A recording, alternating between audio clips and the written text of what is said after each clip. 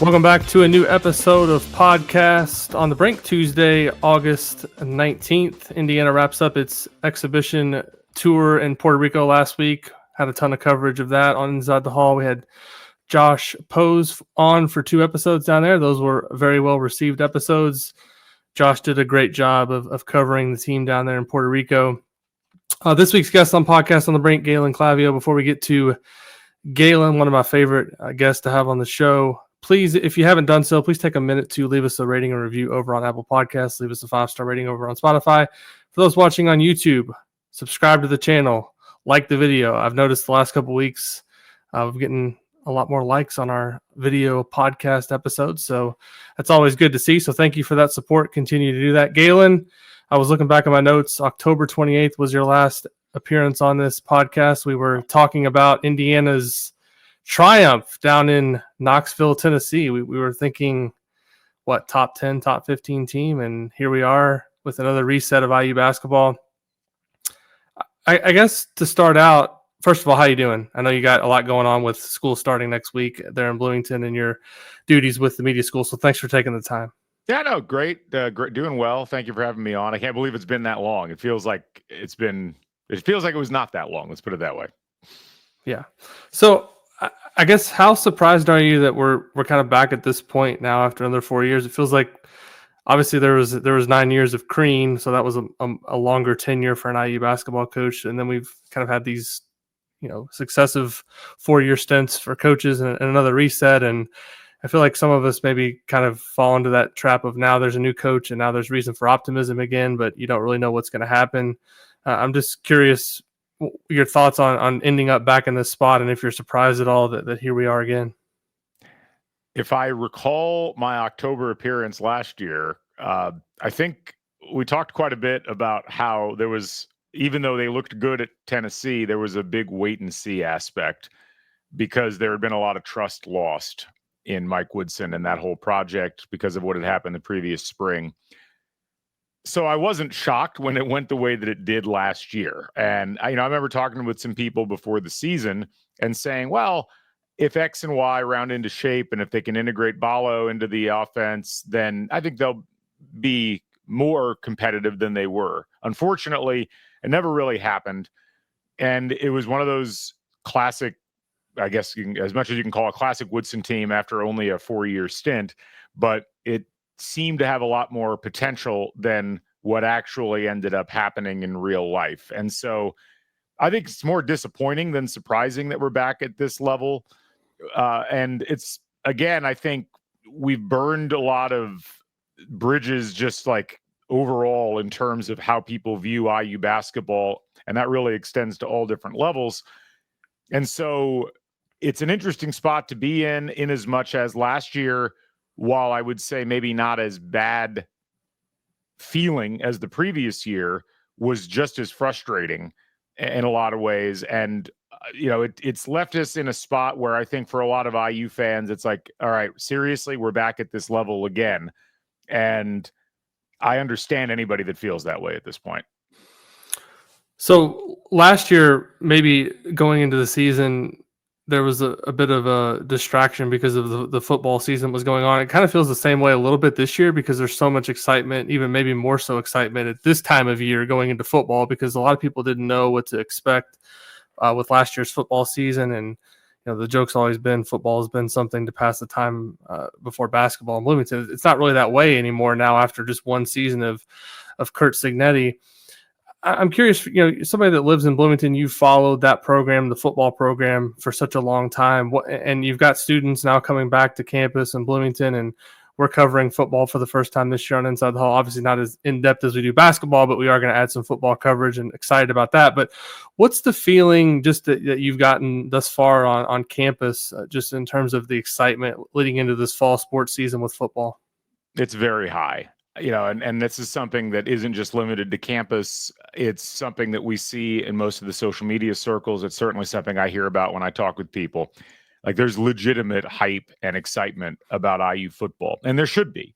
This is one of those programs that, yes, they had a magic carpet ride last year with the way that everything went, but where I think this is different is not only did they retain a lot of the top players from last year who demonstrated that they were playing at levels that have led them to be first team all country. I mean, there's like 2 or 3 IU defensive players between Mikhail Kamara, D'Angelo Pons, and Aiden Fisher that are getting ranked among the best in the country. But they also were able to reload. You know, they went out and they got Fernando Mendoza at quarterback. They went out and got Pat Coogan to play on the offensive line, and Zen Mikowski. They went out and got Jose Wheeler. I mean, they've got all these new pieces to go along with the existing pieces. And it really does feel like a program has formed as opposed to a good team, which is oftentimes historically when you'd see Indiana do well, they'd culminate in one team that would win 7 games and go to a bowl, and then they would recede and we'd start the cycle all over again. It doesn't feel that way right now. And I think a lot of people have really bought into the idea that this is a school that now does football, you know, as opposed to just being purely a basketball school. So are you expecting these first couple of games we're going to see a full Memorial Stadium? I know there's, once the Big Ten schedule hits, there's going to be the expectation that the stadium is full. But I remember those first couple of games early on, you know, Curt Cignetti famously, I think, made a comment about students leaving at halftime, and then that was quickly rectified. Is the expectation kind of going into these early games that you're going to see a close to full or full Memorial Stadium? I think it's going to be a challenge to get the stadium full for those early games, as much because the hotel logistics are not there in Bloomington. You know, it's wild out on the streets, so to speak. If you go look at hotel prices for that first weekend, it's pretty nuts. And that said, I still think we'll get close. I think there's about 8,000 or 9,000 tickets still available for the Old Dominion game. I'm guessing that we'll get to the stadium capacity is essentially 53,000. I'm guessing we'll get to 48 or 49, maybe more than that, depending on what the walk-up looks like and what the weather is that day, which for an opening game against a non-name competitor is pretty darn good for IU football.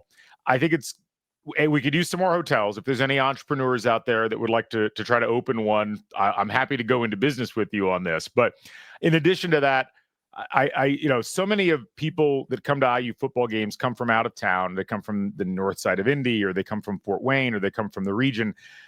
It's going to be interesting watching people get reaccultured to the idea that they have to be down there every weekend. I think for Big Ten games, it's going to be sold out. And I think, you know, as we saw last year with Nebraska, with Washington, with Michigan, it's going to be IU fans in the stands. That in and of itself is a huge sea change from what it's been historically. And so the fact that they would get that close to sellouts in these non-con games is pretty impressive. And I wouldn't be shocked if 1 or 2 of them actually did end up at sold out or close to it. A few more football things before we dive into hoops, but there's been obviously a lot of preseason chatter just about this whole scheduling debate in college football, and Indiana's kind of been the focus of some of it. I think some of that obviously is brought on by kind of Curt Cignetti not being shy about voicing his opinion. Also, Indiana kind of changing some things around in the schedule. You know, the last year I think it was that they got out of the Louisville series. This, I think, coming up that they've bought out of a series with Virginia. But the flip side of that is the Big Ten's playing more conference games than the SEC. And so, you know, depending on how you want to look at it, I think everyone has maybe an argument that they can make with this. But where do you kind of come down on this whole situation in terms of scheduling college football? Does it need to be something where these conferences kind of align on the number of conference games that they're going to play? Does it need to be some equity there? Or do you think the system is fine as it is and we can continue to have these arguments in July and have fun on social media talking about it? I mean, we can have the arguments. What real incentive is there for any program like Indiana to play a tough non-conference schedule when you play 9 games against Big Ten competition? No one's been able to adequately answer that question. You point to the SEC teams. The SEC teams play 8 SEC teams, and some of them will play a power conference opponent. Many of them do not. You know, so it's one of the, or if they're playing one, they're playing the dregs of a conference, and you know, it's one of those deals where the arguments are not really being done in good faith. And if you're an SEC partisan, of course you're going to argue that playing a weak non-conference schedule should be disqualifying. But from my perspective, there's no reason why a Big Ten team at this point should be engaging in that unless they have such an overwhelming talent advantage that they really feel like they need to test themselves. But I'll note last year, Notre Dame ends up in the national title game, did not play a particularly difficult schedule, and it clearly didn't have that much of an impact in terms of their ability to play in the playoffs. So I'm not sure what playing tough non-conference games is really supposed to give you. If it doesn't make a huge difference in how your team plays, and all it does is potentially endanger your ability to make a playoff, given the criteria that college football uses to bring teams into the playoff, which is a committee making subjective decisions, I think Indiana's doing exactly what they should be doing. And it's hilarious to me that Indiana has gotten the ire of not just SEC fans, but these national sports writers who act like some kind of crime against college football is being committed. And I'm just like, guys, are you going to talk about Penn State's non-conference schedule this year? Like at all? Go look at that. It's embarrassing. It doesn't get talked about. Why? Because Indiana is new to the ball. And there is a real old money mentality, not just among teams, not just among fans, but among media that cover college football. It's unfortunate. And to me, it's almost like a fake debate point at this point. And it probably won't matter anyway in 3 years because we'll probably end up in the middle of another round of realignment. But it is hilarious that Indiana keeps getting talked about on a daily basis with this. And all it's doing is getting Indiana in the minds of more people, which is exactly what you would want out of this whole process. Yeah, it would have been totally fine last year if it was Ohio State with the credentials that Indiana had. People would have looked at the scores that they beat some of the. I think that was the most frustrating thing. I was not covering the team, but it was interesting because I checked out some of those early games last year because it was a new coach and it was a new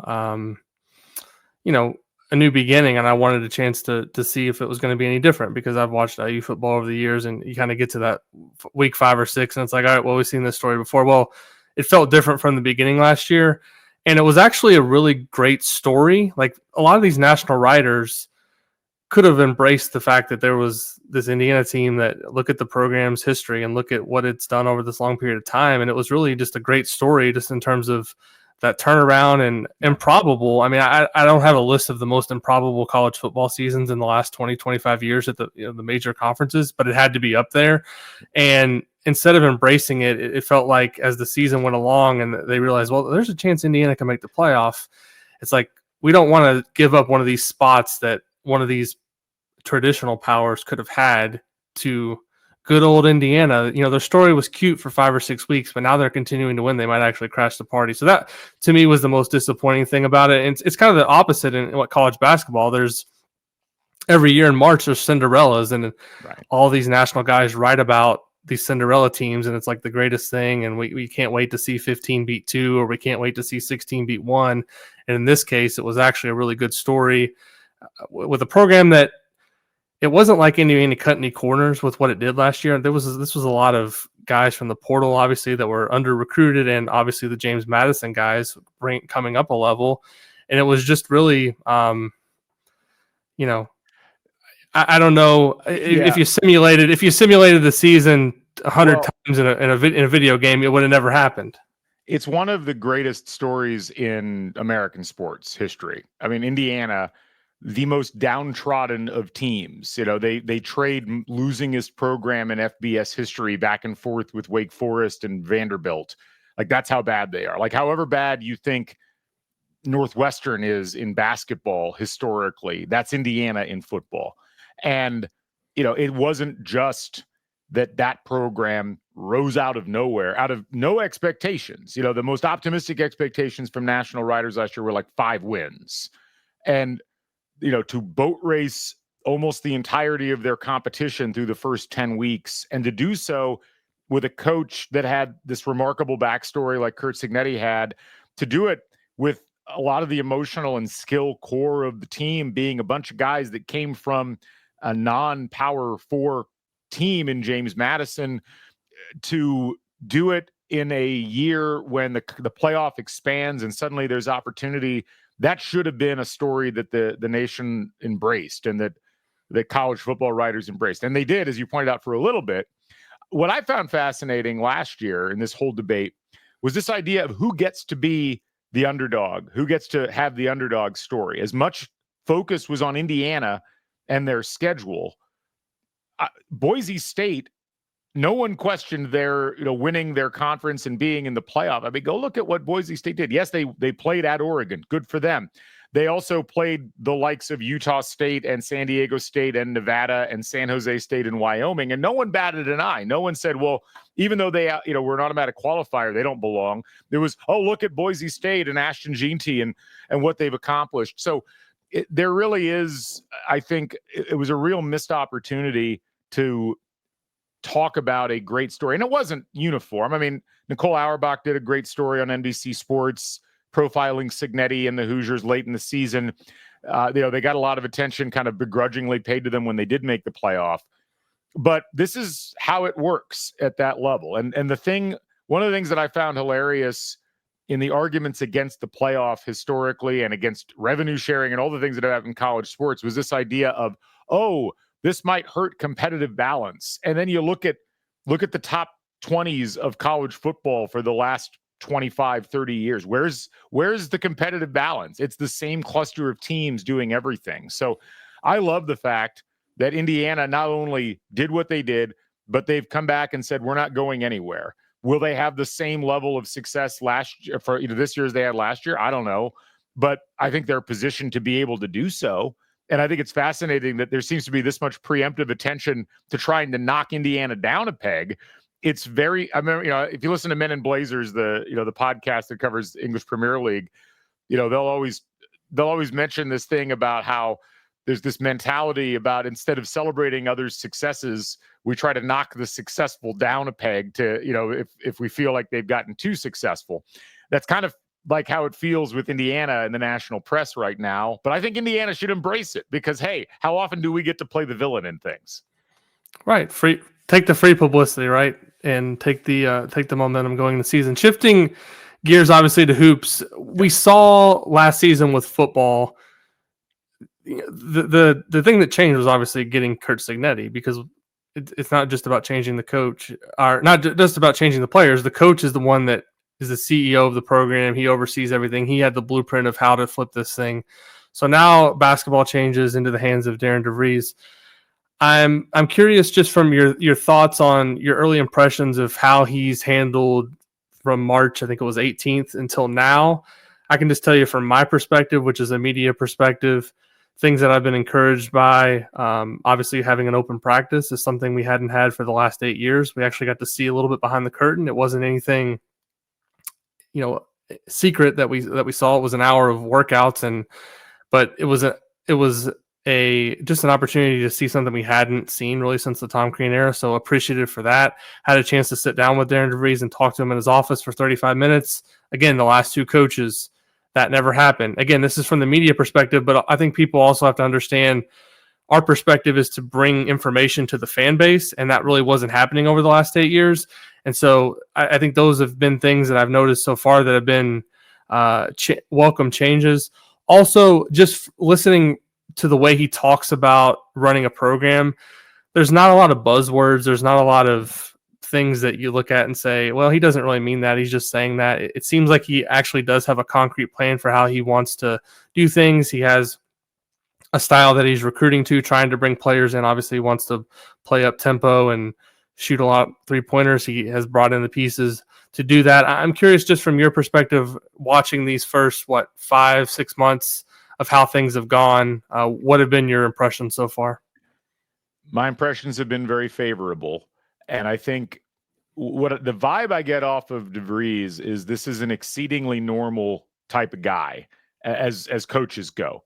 I think all coaches you're a little bit crazy just because of the way you have to approach and think about what you do for a living. But my perspective on how he's approached the job, how he's approached his duties, not just talking to media, but also talking to fans. We saw him down at Huber's. I saw him down at French Lick. I think he's grown more comfortable even in this short time in communicating in a way that fans can grasp, to the point where, honestly, I remember sitting there at Huber's hearing him talk, and it's like, well, this guy talks like a Midwesterner, and that's going to resonate with a lot of the fans. And I think that that's something that's frankly been missing from Indiana coaches for a long time. Mike Woodson talked from way up here all the time, and that was perhaps earned, but still came across as somewhat arrogant perspective on his knowledge of the game of basketball and how it would translate at the college level. And I don't think that resonated with fans at the end of the day. It certainly didn't resonate with media. Archie Miller was just so distant in the way that he presented himself. And you just never got the feeling that Archie had command of things. He acted like it, but you never really felt like it was there. Tom Crean was all over the place all the time. Mike Davis was very removed, but also oftentimes didn't know how to really say things. And Bob Knight was more like a religious figure to people as opposed to being someone who was really communicating to you straightforward. It's just all of the things that you don't want in terms of normalcy and how you present yourself and present your program. And that's not a criticism necessarily. Like, it worked for Knight because you win a couple national championships and you're going to be communicating that way. So it's certainly not a criticism, but it's just an interesting change. DeVries might be the most plain-spoken, straightforward coach Indiana's had in 50 years, which is pretty wild to think about. Now, I liked the bits and pieces I saw that came out of Puerto Rico. Obviously, we didn't get a chance to see much, those of us who didn't make the trip. But the clips I saw, the accounting from the folks that were down there, I was pretty optimistic from what I was hearing, just in terms of the style of play, the way that they approached different aspects of the game, the fact there was such an emphasis on outside shooting, even though the shooting wasn't really great from a percentage perspective. Some guys were able to show off their athleticism. I'm still fascinated to see how this works, both with this system in the Big Ten. I think it's got a real chance to succeed. It looks a lot more modern. The shot charts look a lot more modern than what we've seen. But there is a talent deficit in terms of what you would normally use to evaluate the level of talent that a team has. I think that Bart Torvik, there was a chart that came out the other day that Ant Wright had where it rated the talent levels of all 18 teams in the conference, and Indiana was like second to last. I think they were only ahead of Minnesota. And, that's a metric that's almost certainly predicated on recruiting rankings and level of prior accomplishment. But that said, I like all the pieces, and I like the way that they seem to fit together. I think that what DeVries is doing that's very smart right now is, there's not a lot of talk about what they're planning on doing other than we're going to play hard. I want people to leave the building being proud of what they watched when they watched IU play basketball. Because, look, this could be a team that surprises people and, is solidly in the tournament. It could be a bubble team. I just don't think we know what's going to happen when the rubber meets the road on this. But I do like the fact that the way that DeVries is communicating is not lofty. It's not arrogant. It's not ego-driven. It really just does feel like a guy talking basketball. And I think that, frankly, that is something that IU fans want to hear. They just haven't heard it in a long time from the head coach. Yeah, I think some people saw the scores of the games 2 and 3 down there and wondered why they got down so big in both those games. And I've tried to explain to a couple of people that they were obviously down. To me, my read of the situation from what DeVries told us was basketball was kind of secondary on this trip. It was more about these excursions and these food tours and getting out on the water. And so people, I've had people ask me, are you concerned at all about the 3-point shooting numbers? Well, if a guy's out on a jet ski 2 or 3 hours before he's going to play a basketball game in the 95-degree sun, I don't think that's the preparation that they're going to have when they actually get into the games. What was more encouraging to me was the fact that they got down big in these games and they were able to come back and figure out a way to win. Yeah. Now, you can have a debate about how good Mega Superbet is. They're a team that had just come together similar to Indiana. They've got some guys missing, but they do have a guy that was drafted in the second round of the NBA. They've got some other guys with high major talent. So it wasn't like the first team that they played was a couple of people described them to me as kind of an NAIA team. So encouraging to me was that they were able to figure out a way, despite kind of the fact that maybe they weren't as focused as they would be when the regular season started, and find a way to win those games. Yeah, I mean, look, a lot of people ask me, why is there no stream? Why is Big Ten Network not broadcasting these? Or why isn't the athletic department? And it's August. It's early August when this is happening. This team has never played together in a competitive environment against another team before. And it's not just the basketball aspects that you have to build. You have to build a sense of esprit de corps. You have to build camaraderie. You have to build a sense of trust and belonging. And I know there's fans out there that I see on message boards who don't seem to think that stuff matters or isn't important. It is. I mean, this is just any good management or leadership book is going to talk about the need to form social bonds amongst your team, whether it's in corporate America or whether it's happening on a basketball floor. And I think what you said is exactly right. Like, the wins and losses were not important. It's funny because I think it would have been hilarious if IU had gone down, streamed it, but not kept score. And just been like, well, we're just going to play like play by play and not worry about the final score. People would have freaked out about that, but it would have been just as useful. So I could care less about the outcome of a game in early August amongst a group of guys that hadn't been on the court at the same time playing live bodies on the other end. But what I did care about was they got to get themselves in some situations where they had to dig themselves out. That does matter. That will carry over as you start to get into practice, when it gets started here in a month and a half, or whatever it is, and that'll carry over to the start of the season. I think to some degree, and it's not just unique to IU people, the access that you now have in the digital era creates this expectation that you have to evaluate everything all the time, and you don't. And so if you're one of those fans that feels like you do, it's okay. Take a step back. We're here to help support you. You don't have to worry about every single second of what you see on a floor, especially in August and September and October. Wait till the actual games start. That's when you should start getting concerned. But right now, this is about a group of guys coming together, learning how to play with each other. It's about a group of coaches, some of whom have coached with each other and some of whom have not, figuring out how to work together and how to work with those players and figuring out who's in what roles and what's going to make the most sense. That takes a lot of time, and these sorts of trips are invaluable to making that happen.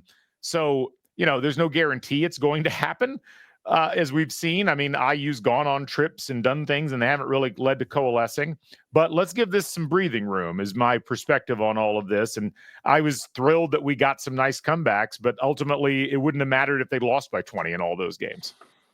Right. In terms of just the roster and what you've been able to read and see, I know you've probably watched videos of some of these guys from their transfer portal stuff in the spring.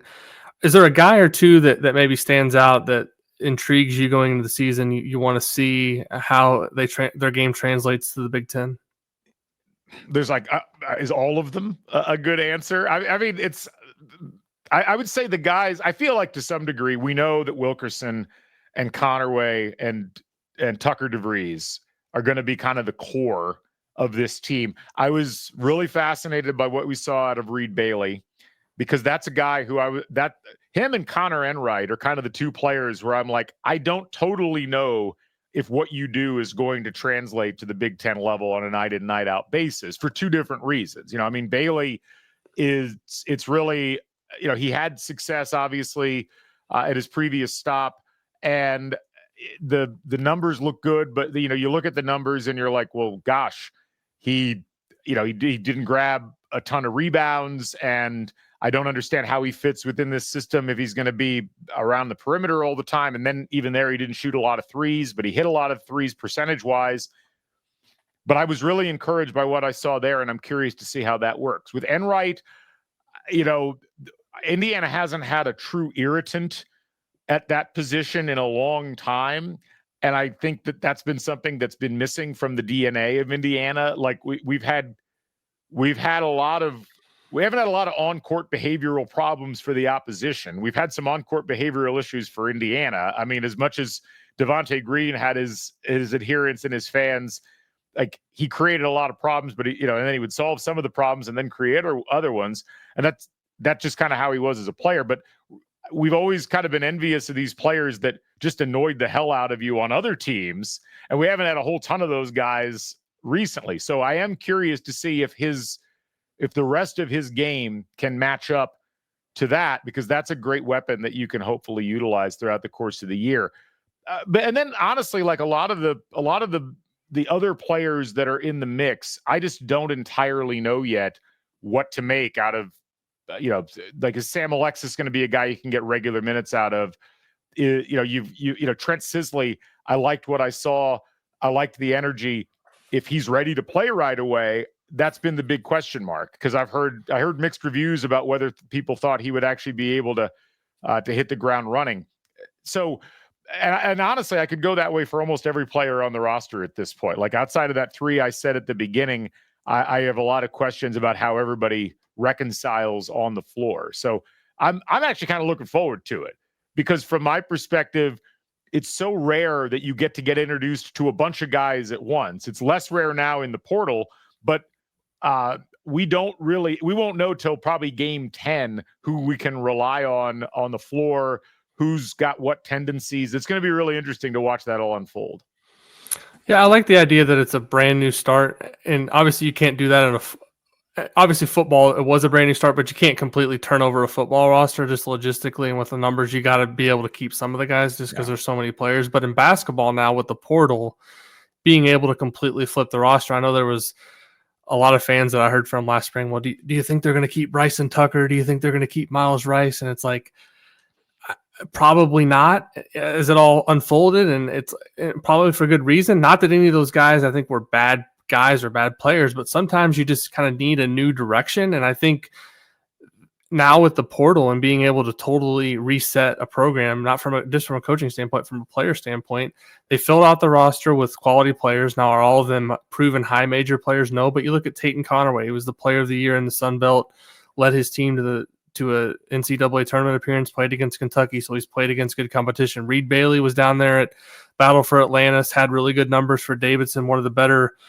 front court big men at the mid-major level last season. Lamar Wilkerson, we saw him last season playing for Sam Houston against Indiana. Didn't play that well in that game, but I watched him in that hour practice up in Bloomington, and he looked like a guy that can just score the ball from anywhere. So all of these pieces are, for the most part, unproven at the high major level, but I think what we've seen in college basketball now with the transfer portal, guys do have a chance to move up and have success. So I agree with you. I'm excited to kind of see this new regime. Is there, just from a team perspective, is there a lingering question that you have going into the season? For me, it's obviously the front court and rim protection.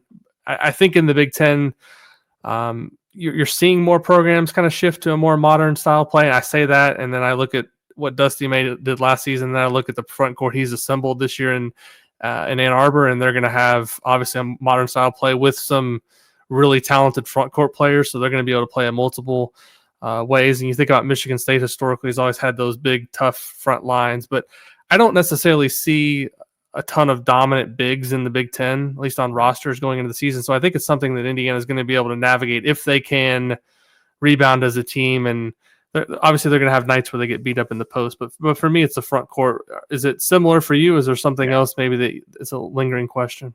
No, it's the front court, but I'm in the same boat that you are, in that I think that if you've got shooting on the outside and you're dedicated to it, that covers a multitude of sin when it comes to the front court, because 3 points, last I checked, were still worth more than two. And so what you get, I think, by reorienting around the perimeter and having mobile bigs who can rim run, who can, be in position. I mean, one of the things that I've noted as I've watched all of these videos of DeVries style offense and what Creighton has done historically, which is basically the same tree, is they will really capitalize on spacing and rolling guys to the rim rather than posting guys up.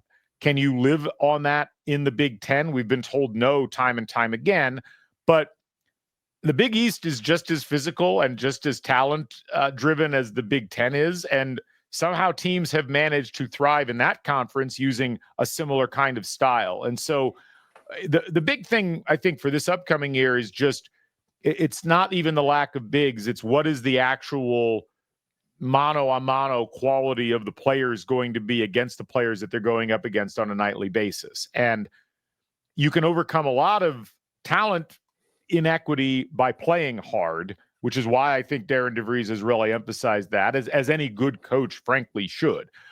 I do think there's a ceiling on what this team can probably accomplish if you are simply talking about normal nights, like normal shooting nights, normal nights with rebounding and other aspects. It probably caps out at about a 21 or 22 win team, which would be great given that nobody was on this roster 6 months ago that's on it today. That doesn't mean that that's necessarily their limit, because I think that they have, from what we've seen, the offensive approach that could yield great nights shooting, but it's also going to yield some terrible nights shooting. That's the nature of how this stuff works. And so I look at this season, and I know people don't necessarily want to hear this, but I think it's true. I look at this season as an intermediate step type of season, a rebuild where you can't fully strip it down and start over. You've done that to some degree, but you're still going to be expected to be in the conversation for the tournament. Indiana, what excites me about the DeVries era right now is how aggressively they are recruiting and trying to bring in that next level of talent to pair with whoever's left over next year and whoever they can get in the portal.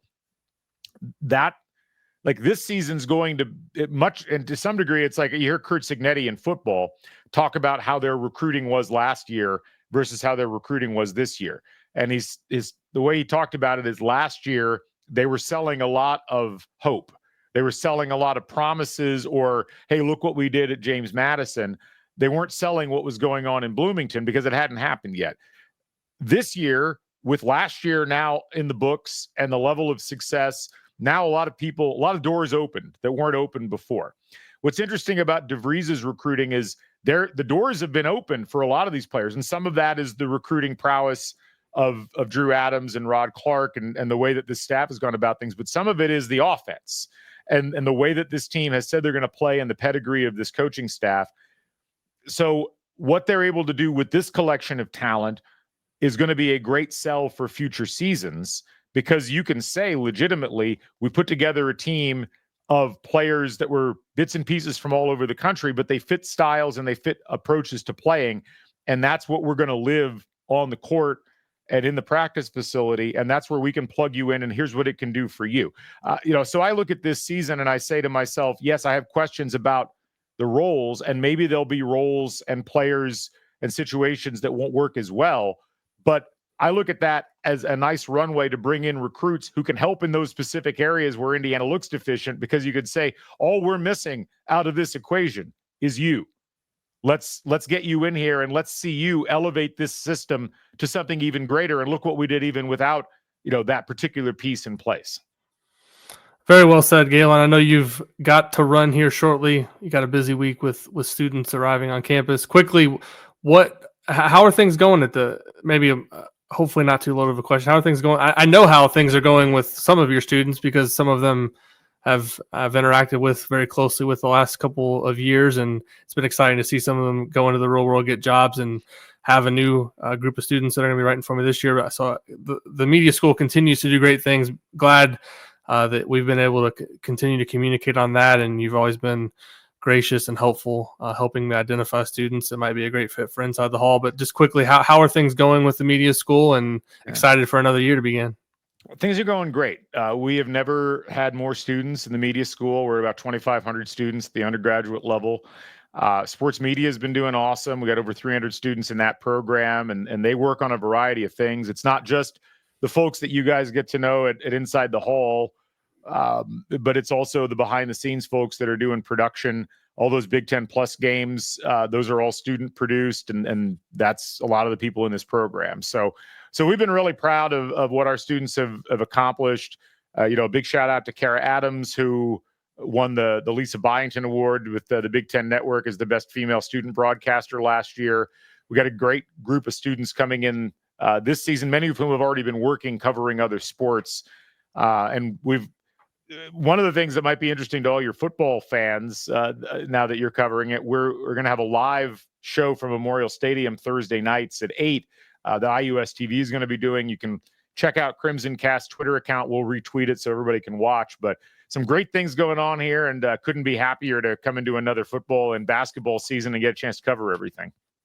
Yeah, it's great to see students excited about covering football. I mean, that's one reason we're adding it this year. Josh was pretty adamant that he wanted to cover football, and with the success, and I thought it was a great opportunity to start doing that. So look for that, and obviously continue to listen to Crimson Cast, the Back Home Network. Check everything out that they're doing over there. Galen, thanks again for the time, and thanks for coming on the show. Thanks as always, Alex. Great to talk to you. If you enjoyed Podcast on the Brink, please leave us a rating and a review over on Apple Podcasts. Leave us a 5-star rating over on Spotify, and we'll be back next week with another episode of Podcast on the Brink.